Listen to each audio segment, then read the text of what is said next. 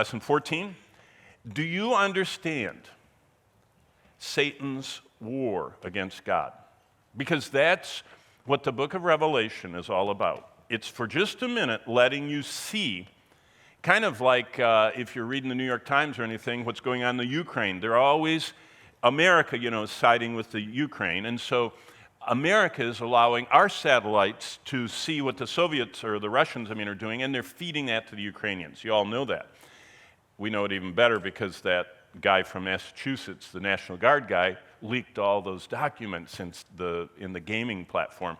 So what we're seeing is not some leak of a National Guardsman. We're seeing a divine revelation from God's perspective, which is the only one that matters, of this war. And so that's where we are in our 14th class. We're still here in the tribulation. We covered last week Christ Church on earth, the last day. Friday we went to Christ Church in heaven. And now we're going to be really steaming through all of these. Basically, the big picture is of Revelation. This is God telling us the future. Now, you are unusually given the privilege as a Christian to know the future. When I teach over in Greece, we take students up to Delphi, the Oracle of Delphi, if you ever heard of that, it's up in the mountains. Oh, all the bigs and greats of history went there because all people, especially powerful ones, want to know the future. And Alexander the Great went there and was told something, and all the Caesars would go there, and the Lydian kings, and I could go on and on, it doesn't matter, because you probably haven't even heard of half of them, but they all went there because they wanted to know the future. And the oracles would tell them something from Satan. How do we know that? Because Paul ran into someone trained by the Oracle of Delphi. He ran into him in Philippi in Acts 16. They were a demonized girl with a spirit of literally says in the text, the Python, which is the word for Apollo at Delphi. And she could tell fortunes. And she was one of these, but it was never accurate. It was partially accurate, like like fortune cookies. Aren't those kind of accurate once in a while? Something good will happen to you today. Well, it will, sooner or later, if you keep your fortune cookie long enough. So we are here, the church on earth. We're awaiting the moment in the twinkling of an eye to go to heaven. We sit with Christ, or we actually stand around his throne, and we're given our rewards. And then he launches the tribulation, which we're right in the middle of, culminating in Christ's second coming to rescue Israel, to set up his kingdom, where he rules on a nearly perfect, almost like heaven, earth, but the people don't go along with it. They rebel. He consumes them. They all are resurrected to stand before the great white throne. At the end, one of your memory verses, whoever's name was not found written in the Lamb's Book of Life was cast in the lake of fire. That's how chapter 20 ends. And then we have heaven, which is going to be very exciting on our last day that we share together. So back to why Revelation was written. Chapters 11, 12, and 13 were written to this group of people. Remember, the first law of textual interpretation is not what it means to me. That's application. Interpretation is, what did God say to them? They lived right here. He sent it through, most likely, John was the pastor of the Ephesus church that planted, maybe not under him, maybe under Paul, we don't know, but most likely Ephesus planted all these churches because Ephesus was a vibrant church. Eusebius tells us they had about 50,000 people in that church, and they were shipping them out and planting churches. But what was God communicating to these people that lived in the Roman province of Asia was this. He was saying to them, hey, when you're watching the Roman emperors, when you're watching all that's going on all over the world, do you realize, step back and see. It's kind of like Apple's announcing soon the new AI, VR, IR, I don't know all the different things the Apple headset's going to do, but they say it's going to cost $3,000 and it's going to be amazing. And people will put it on and they'll be able to see things, I don't know what, play games, I don't know what they're going to do. Did you know God offers, long before Apple and everybody else, Meta offered virtual reality headsets? God says, I'll let you see through my divine inspired goggles, as it were, the future. And you can see Satan's plans. So Remember, in the big picture of Revelation, which I shared with you yesterday, we already did chapter 9, but we're right now in the middle of this section. Lost humanity seeks to rule themselves. We start in chapter 10, and we're going to be all the way through this section today. They reject God's Messiah. I mean, they crucified him, they hated him, they spat upon him. So God sends the fake Jesus. Never forget that the seals were broken by Christ, and the first seal, the white horse, is representative of the global delusion and deception that 2 Thessalonians 2 talks about. God actually sends a fake Jesus because people don't want the real one, so he just gives them what they want. Do you know what the worst thing you could ever do is? Whatever you want. That's what Romans 1. The theme of Romans 1, if I was titling it, the result of doing or getting to do whatever you want to do. You know, most people want to be free so they can do whatever they want. The more you do whatever you want, the more you slide. Because you and I were wired not the right direction. We're not wired to seek God. Remember what it says in the Psalms? There's none, Psalm 14, that seeks after God. There's none that seeks after God. Paul took that verse and went on and said, we're all falling short of the glory of God. And so lost humanity wants to rule themselves, have their own way. They want to reject the Messiah, the Christos, Christ, the fulfillment of God's promises. So God sends them the fake Jesus, the beast, the worst human who ever lives. That's how he's described. The Antichrist, as we most call him, has 33 different titles in the Bible. And all of them are manifestations of Satan. But he leads humanity to destruction by becoming their visible God. Now, humanity already has a God. Paul told us that, Ephesians 2. The God of this world, the prince of the power of the air. Well, basically, what we're seeing in Revelation 11:13 is the war that's going on in heaven. Chapter 12, we're going to actually see that. And what happens, and that's where the third of the angels is revealed. But did you know the war in heaven is tied to World War III? I mean, World War III, some people say it's already started. But I'm talking about the final war. The war that involves Iran and Jerusalem and Satan's endless hatred of the Jews. And it's so, we'll go into that. So let's start going into that. Look at chapter 11. Here we go. And what's so exciting is that when you read the Bible, it's like you're reading tomorrow's news, not today's, okay?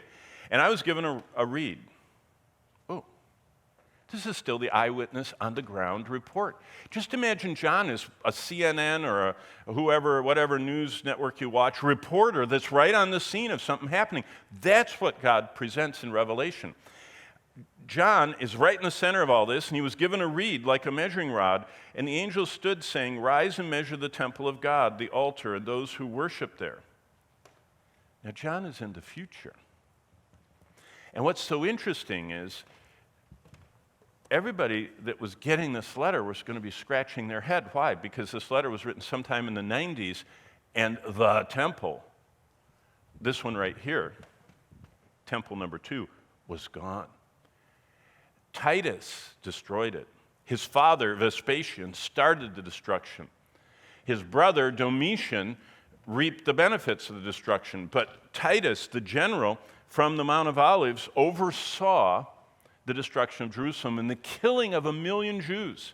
So by the time John's writing this, they're going, the temple and those who worship there, the temple of God, it's gone. You see, the first one was gone when Nebuchadnezzar came in 586 BC. The second one was gone when the Romans came in AD 70. But John tells us, and that's our first lesson in Revelation 11, that there's a third temple coming that's going to stand in Jerusalem. The first temple was Solomon's, built between 970 and 950. The second temple was Herod's. Remember, 46 years the temple was being built. Remember when Jesus said, "Destroy this temple and I'll rebuild it in 3 days," and the people went, 46 years? Yeah. It had started in 20 BC, and when Jesus said that in 26 AD, it had been continuously built. And any of you that go to Israel, if Mark Strout takes you down the rabbinic tunnel, you'll see right where the workmen stopped. They were going chunk, chunk, chunk, chunk on the stones of the walkway called the rabbinic passageway, and they just stopped. put their tools down, it's unfinished. It's amazing to see that this temple was being built even during the time of Christ. But there's coming a third temple. And that third temple is during the tribulation, and then, of course, that gets dissolved when everything else gets dissolved, as 2 Peter 3 tells us, and there's going to be this final temple on earth before heaven where God is the temple, and that's going to be in the millennium. So basically, there's a future Jewish temple during the tribulation in Jerusalem. That statement I just said that you see in front of you is why the whole world right now is anxious about Israel. Because the Israelis are focused on being this nuisance to the whole world. Because there aren't Hittites from the Bible anymore. There are not Amorites from the Bible anymore. There are not Jebusites and Perizzites and, all those termites, whatever that, you remember from your Sunday school days. They're all gone. And the Philistines are too. But the Jews, since 2166 BC, when Abraham was born, are still with us. And there's no group of people that have been more hunted down, pogromed, that's what the Russians did. They tried to exterminate them through pogroms. Holocaust, that's what the Nazis did, that they tried to exterminate them in World War II. But it wasn't just them. The Romans tried to exterminate them.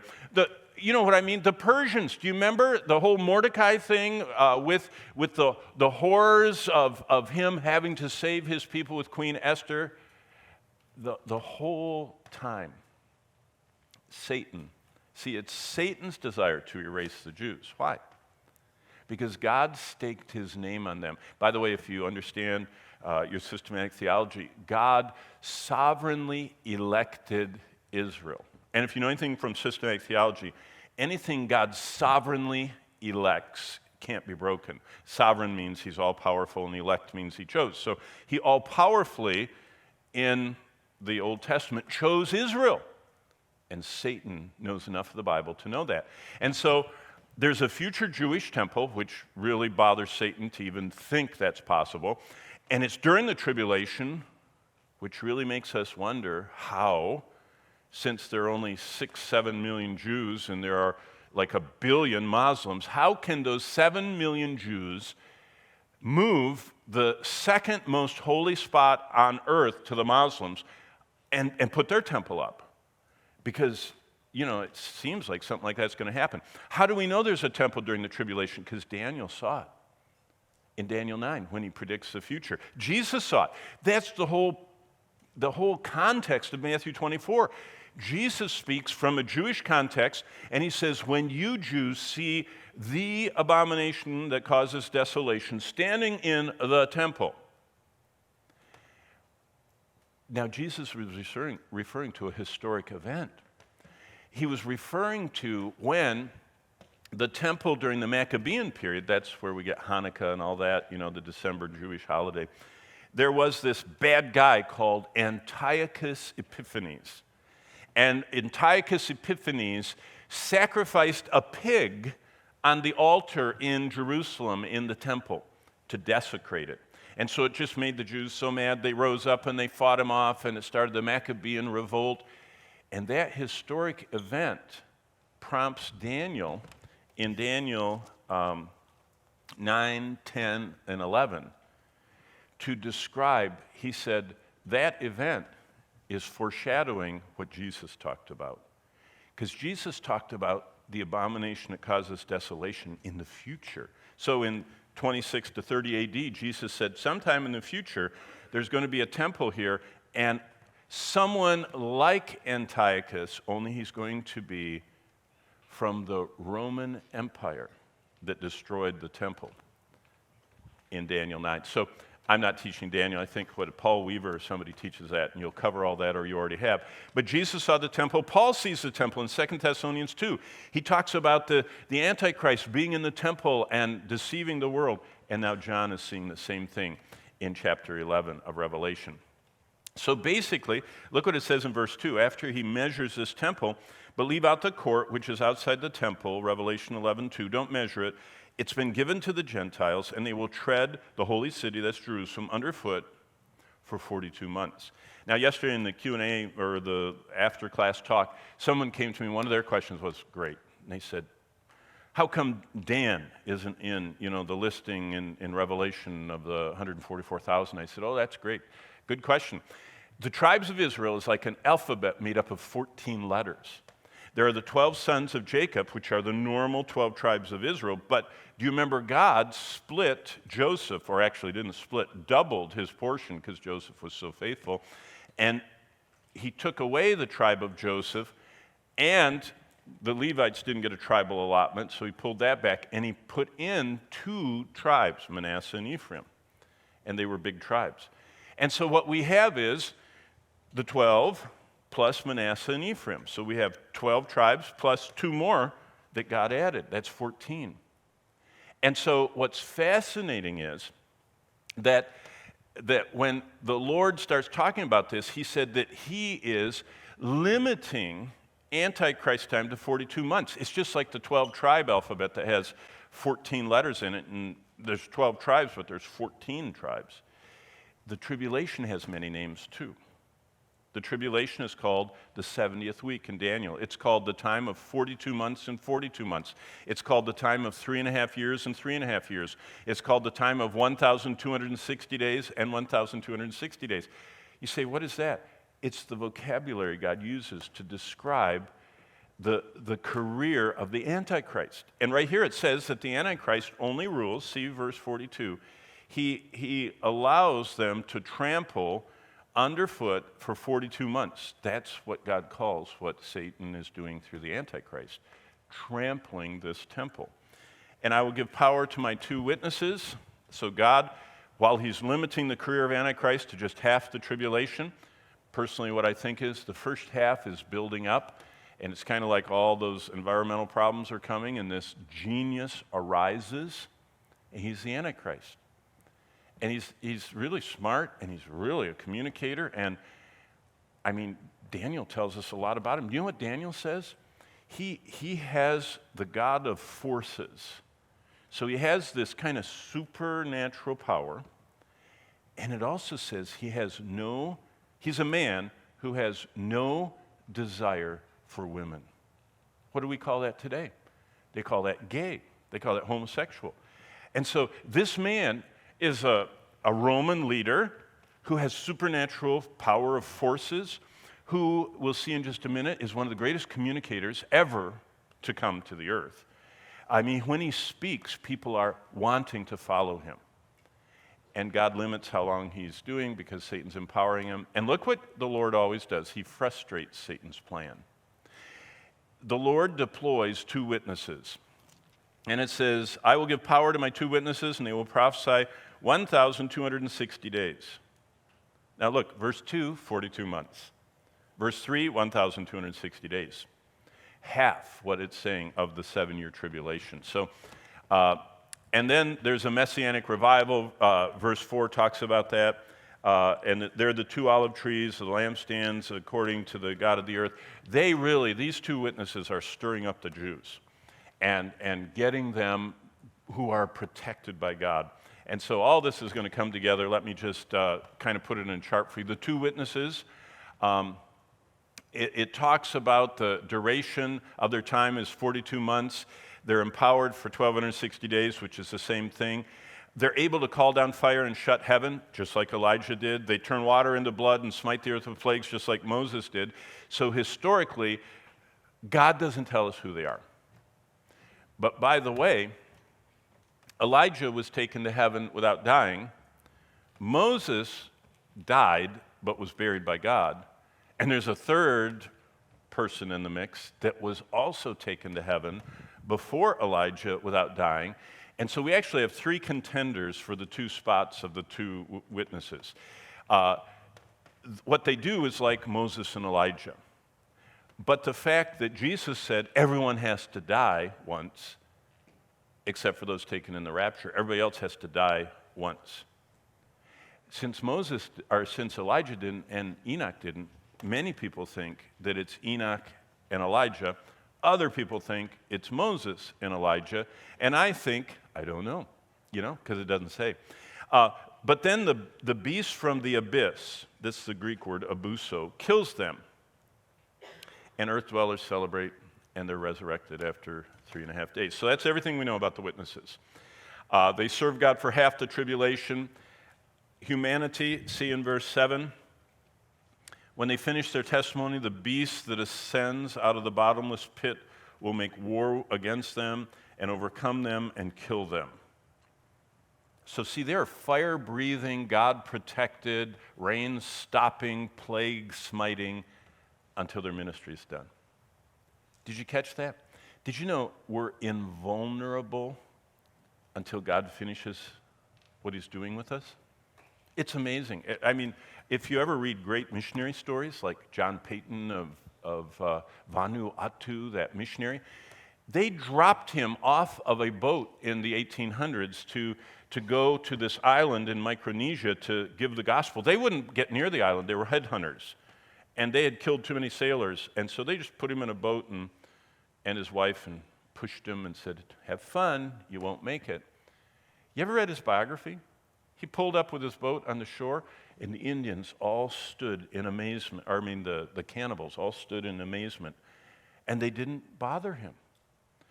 And then they came and bothered him a little bit, and then his wife died, so he buried her, and he slept on her grave, and they didn't bother him when they should have killed and eaten him, which is what they did to every other white person. After a few years, when he led them to Christ, you know what they told him? They said, where are all the big soldiers you had with you? When you got off that boat, we stood back. We saw the big soldiers with you. Of course, they saw angels, which John Paton didn't see.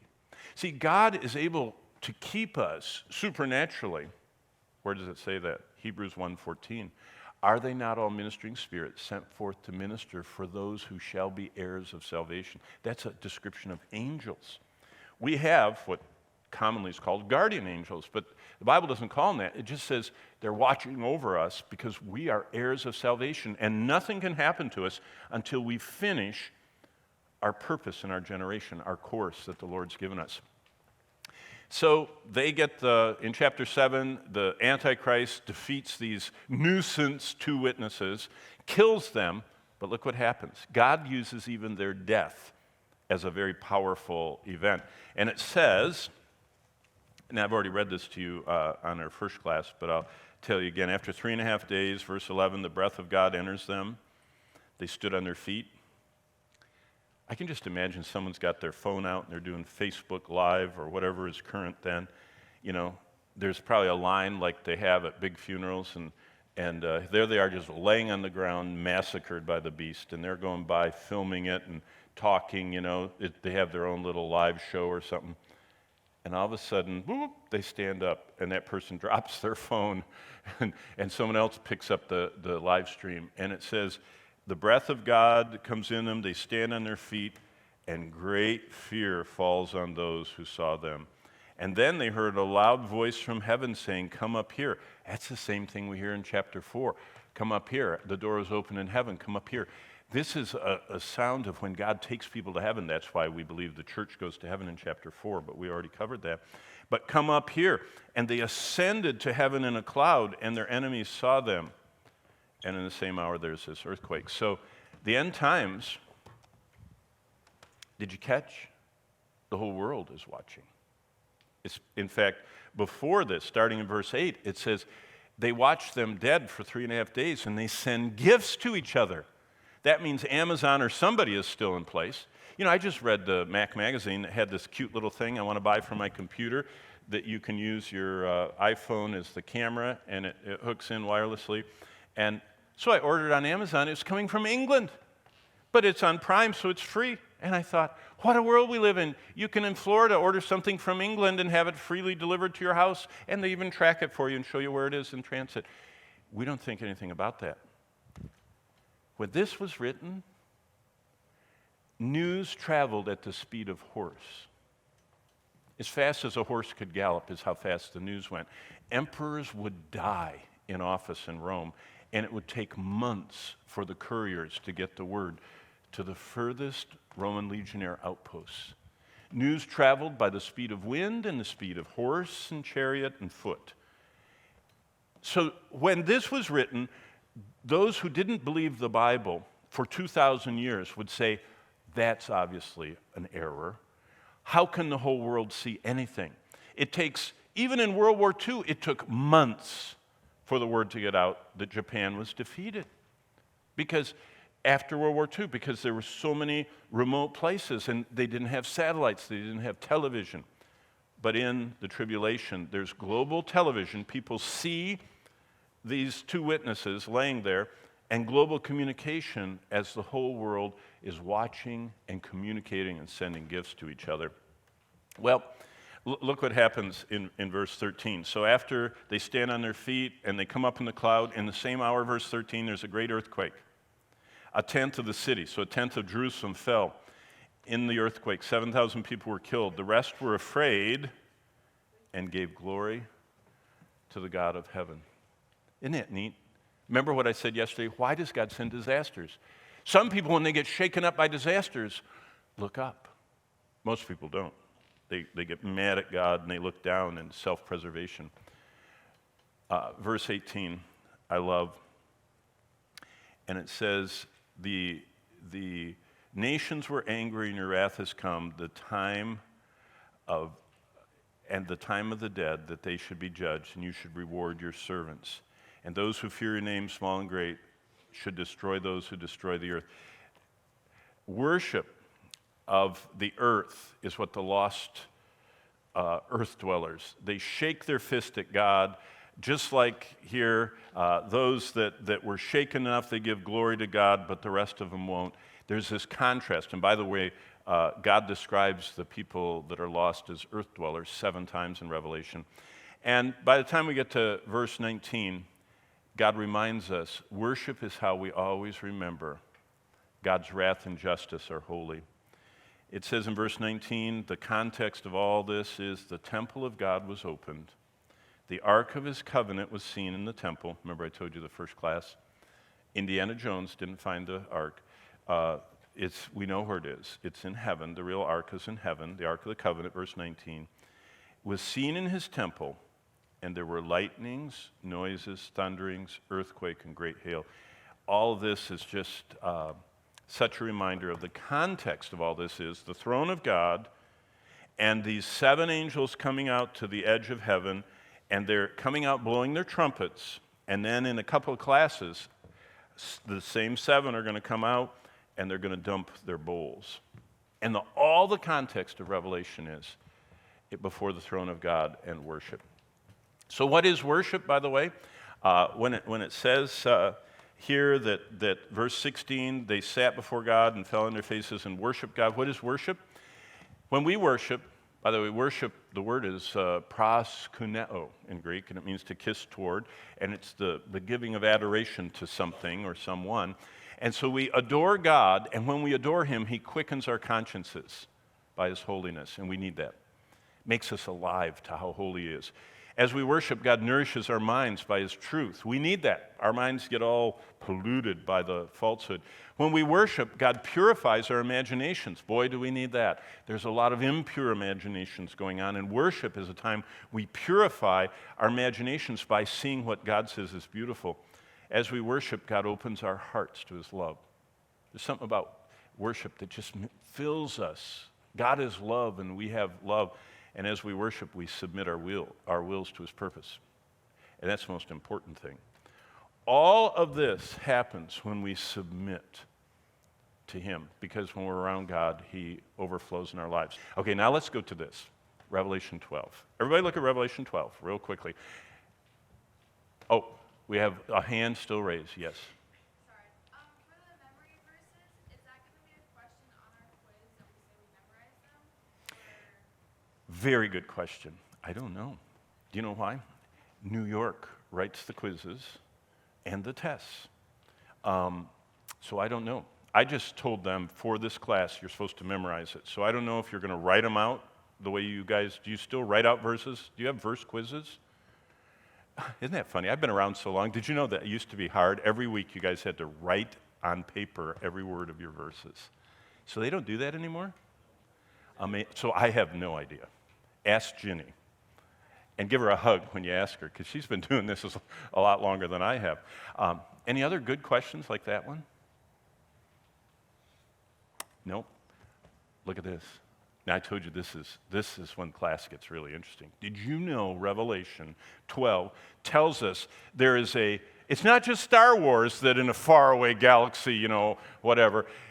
There's a galaxy-wide cosmic being, demonic warfare going on right now today. And when you look out at all the telescope pictures of the universe, think about that's just the visible world. If you could see the invisible world, it would give you shivers.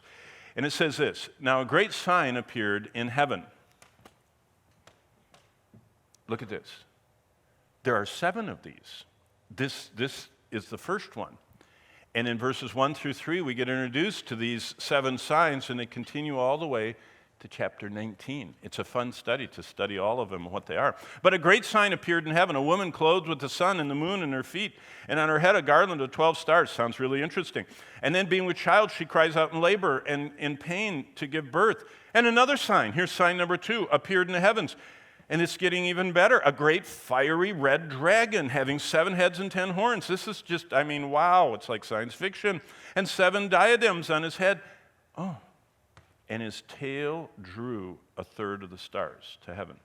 Now, we would just be off in some dream world if we didn't get a key to understand the sign. Look at verse 9. "So the dragon was cast out." So who is the dragon in this story we're reading? Verse 9. "He is the serpent of old." Oh, we're in Genesis 3, the serpent tempting Eve. "Called the devil." Who's that? That's the one that tempted Jesus in Matthew 4 in the wilderness. "And Satan, who's all the way through the scriptures as God's adversary." And look what it says, "who deceives the whole world. And he was cast to the earth, and his angels were cast out with him." So that's the key. Now back up to what I was just reading. It says, verse 4, "The dragon's tail drew a third of the stars of heaven and threw them to the earth." Verse 9 tells us the dragon is Satan, and the stars of heaven in this sign is the 1/3 of the angelic force. I showed all that to you yesterday. So God portrays Satan as a horrible dragon. God gives us these, the woman, the diadem of stars, with the sun and the moon, and here's the 7-headed dragon taking a third of the stars. This is out of some Sunday school. They don't even do pictures like this anymore. I found it in some Sunday school literature picture. But this is kind of a representation of what we're reading. But what does it mean? Satan's involved in this long war against God. Satan has been against God from the beginning. You say, what do you mean by that? Well, look.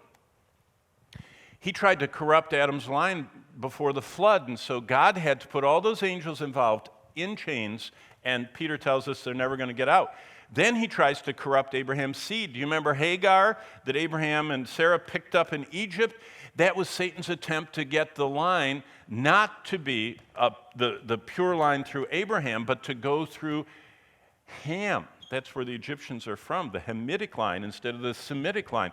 Satan is trying to corrupt Adam's line, corrupt Abraham's seed. Then he sends the famine so Abraham would leave the promised land and his family and go to Egypt. Then in Egypt they tried to kill all the boys. Why? Because then the whole plan of God for Israel would stop. If you killed every male, there would be no hereditary successor to God's plan. And so then if they couldn't kill all the males, Pharaoh decided to just drown all of them, and he pursued them in and was going to kill them all in the middle of the Red Sea. And of course, we know he got drowned, or his army did. And then Satan tries to destroy, and he destroys all the descendants of David except for one, who is carried off and hidden. If you remember in 2 Samuel 7, the covenant with David. And then Joseph, do you remember Joseph was afraid to marry his betrothed Mary, and then Herod tries to kill all the babies. And at Nazareth, what do? They try and push Jesus off the cliff. Do you think the Nazareth people thought of that themselves? No. Satan came to kill and steal and destroy, and he is forever opposed to God's plan. Do you remember when Jesus was sleeping twice in the boat and the boat almost got swamped with water? Those guys had been in storms all their life. It said they had never seen a storm like that. In fact, the Greek word is basanadzo. We would call it a hot tub. You ever seen a jacuzzi? How the water just goes... That's what the Sea of Galilee became like. It was unnatural. It terrified them. How did that happen? Satan is the god of this world. And he was trying to drown Jesus. And if you can't drown him, Satan got him crucified. Do you know what Paul said about the crucifixion? He said if the rulers of this world had known what they were doing, they would have not crucified Jesus. He's not talking about the Roman rulers. He's talking about what Paul talked about, the rulers of this world. The principalities and powers and rulers of darkness of this age. They did not know God's plan was that Jesus was going to be crucified. So all of those and a whole bunch of other attacks of Satan are just summarized by this strange chapter 12 that we're in the middle of here. The conflict of the ages, though, is all about Satan opposing God's plan for Israel. Why? They're God's chosen people of promise. That's why there's no nation on earth that has been so pursued and hounded and hunted and tried to be exterminated and can't be exterminated because God picked them. And so right now, Israel has had more resolutions against them in the United Nations than any other topic. I mean, nothing else gets as many resolutions as Israel against them. I mean, not trafficking and not genocide and not, anything. They're condemning one thing in the United Nations, Israel. Why? They don't know why. They just don't like them. And we know why. It's part of Satan's plan. Well, look what happens. After a third, the war breaks out in verse 7, and Michael and Satan doesn't prevail, verse 8, and verse 9, the dragon is cast out, and his angels with him. What happens is they're confined to earth. And so look what it says. And when the dragon saw in verse 13 he'd been cast to the earth, he persecuted the woman who gave birth to male child, but the Lord protects her, verse 14, for a time and times and half a time. There's another code for the tribulation. Half of it. Time, that's a year. Times, that's 2 years. Half a time, that's a half a year. That's 3.5 years. Remember I said it's an alphabet that comes in many forms? The final week, the midpoint of the week, 42 months, 3.5 years, 12, 160 days, 12. And this one is called a time, times, and a half a time. And then great things happen. The serpent, verse 15, that's Satan spews out water. That's like a giant army, a flood after Israel, the woman. But the earth, verse 16, helps the woman and opens its mouth. See, I said this is better than science fiction. Satan sends some armies of the world to pursue and destroy Israel. And just like we saw with Nadab and Abihu and all that stuff, the rebellions in the wilderness. And you remember with Korah, and they were all rebels, and they were standing there, and it said the earth opened up and swallowed all of them and shut. Happens again. And the earth helped the woman, of course, at God's instruction. But look at verse 17. The dragon was enraged, that's Satan, with Israel, the woman, but he made war with the rest of her offspring who keep the commandments of God and have the testimony of Jesus Christ. Who is that? There are saints on earth at this time. In fact, look, we'll get ahead of ourselves. Look at chapter 13, verse 7. And it was granted to him to make war with the saints and to overcome them. Overcome the saints? Satan? I thought greater is he that is in us than he that is in the world. Yeah, but God does have in his plan at times for us to suffer and even become martyrs, as we saw back last week. So God displays saints that overcome. It does say that they overcame him and they overcame him, where does it say that? With the blood of the Lamb and their testimony. Verse 11 of chapter 12. And they overcame him by the blood of the Lamb, by the word of their testimony, and they did not love their lives to the death. They overcame him, but they still got martyred. When we get to chapter 15, I'll comment on that. Did you know from a human perspective, it looks like they lose when Satan kills them? From God's perspective, Satan just sent him instantly to heaven, and God won. So, okay, real quickly, we have 6 minutes, 5 now, to cover chapter 13.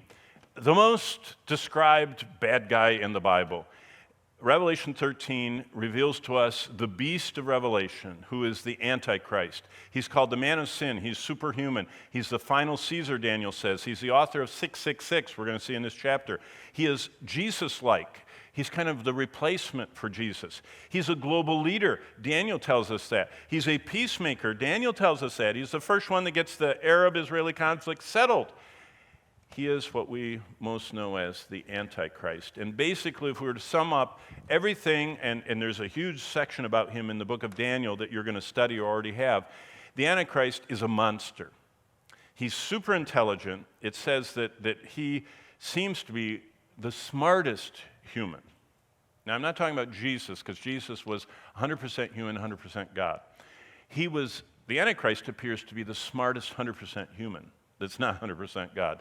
So among fallen people, he is really smart, super communicator, really good at making deals, a super businessman. It talks about that in Daniel. He's a super general. Can you imagine getting all the armies of the world to fight together? What a general. And he's really got an ego. But who is he? He's just the current incarnation of the original Antichrist, who is Satan. See, Satan empowers this man. That's why it says that he is the beast from the abyss. He is the most demonized human there ever was. And so the most powerful, intelligent, demon, fallen angel, Satan, fills this guy. And you know what Satan's like. John 8:44 says, Jesus told the religious leaders, you're like your father, the devil, a murderer, a liar.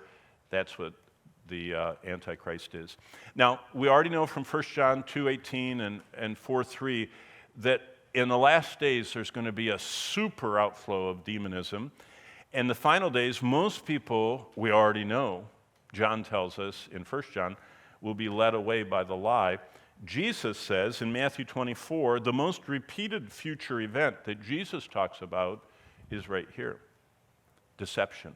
That's why you guys are way ahead. You're in Bible school, you're memorizing, you're studying, you're reading, you're categorizing every chapter of the Bible.